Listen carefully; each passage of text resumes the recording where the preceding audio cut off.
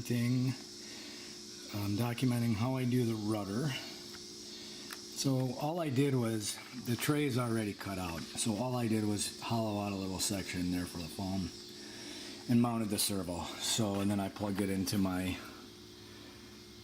receiver. So now I'm just going to center my servo with my radio, get the horn on. Now I'm also going to probably, well, I'm not going to glue the control horn on the tail, because that, so the deal is, if you get the package, if you get, where is it? If you get this package of push rods, unfortunately, you're going to have the control arms, but you're not going to have the horns, because the horns,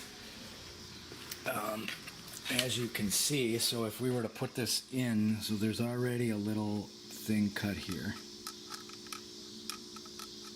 and I already mounted this, but if you put this back, right,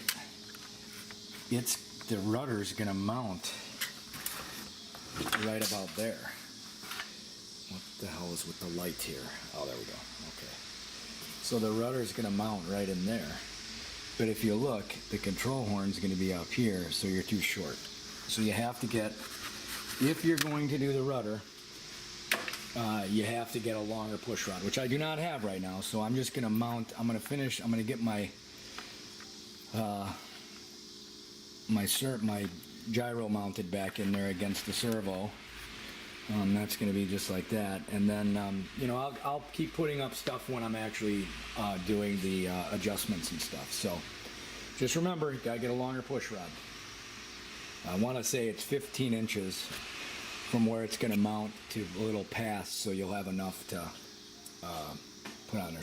I'll give a final measurement once I'm done. Tired of people not having the right stuff, so I got some .032 music wire, and I made my own push rod, because it's got to be long. It's got to be, you know, a fairly long run.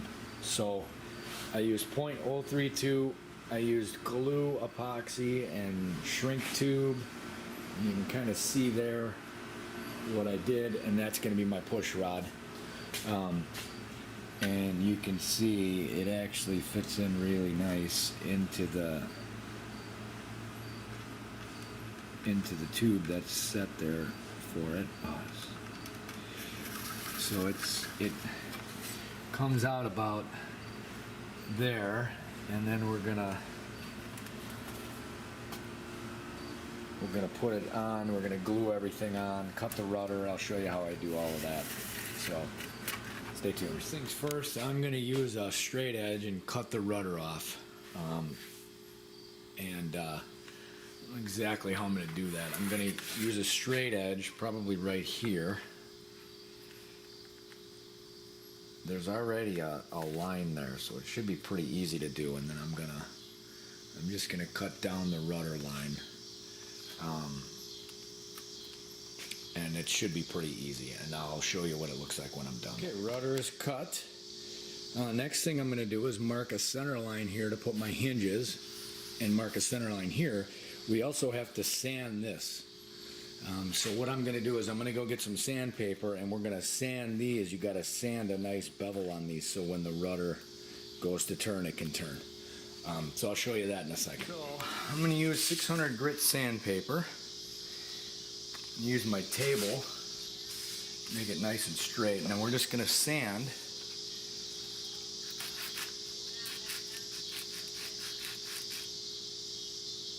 We're just going to sand this really nicely.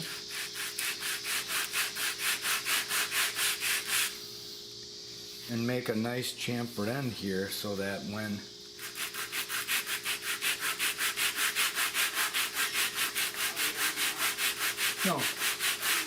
so next what I did was I painted, don't forget to paint this surface. I'm going to turn some lights on here.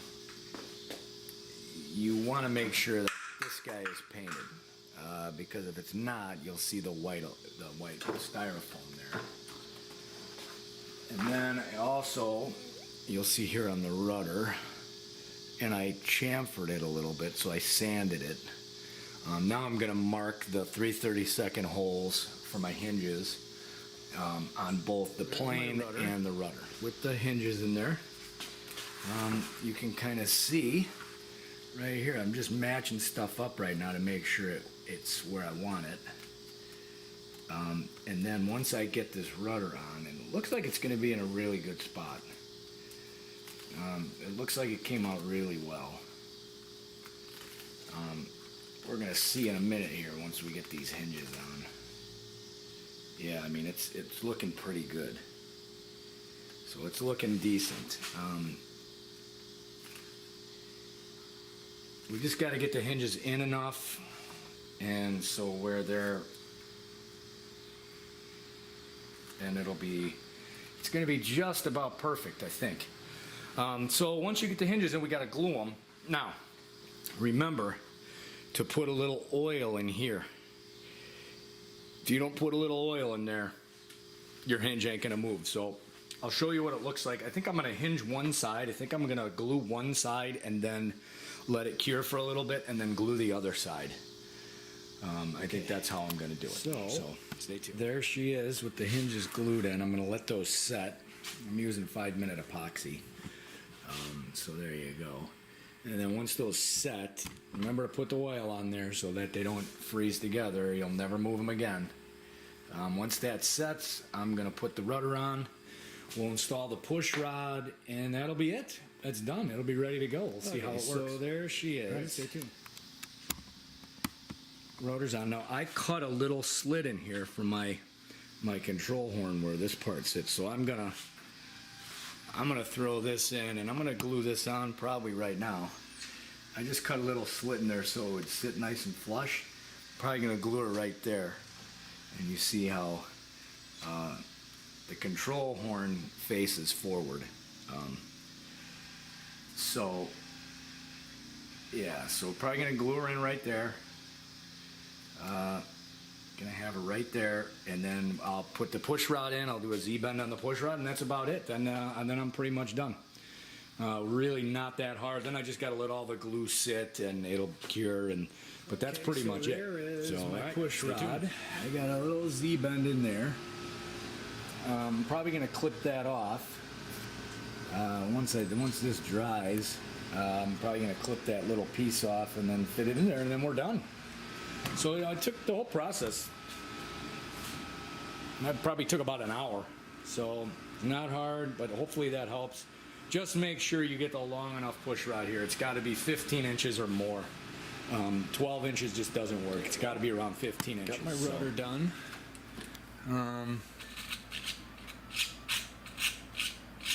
There's my low rate. Not a ton of throw. Really need a ton of throw though.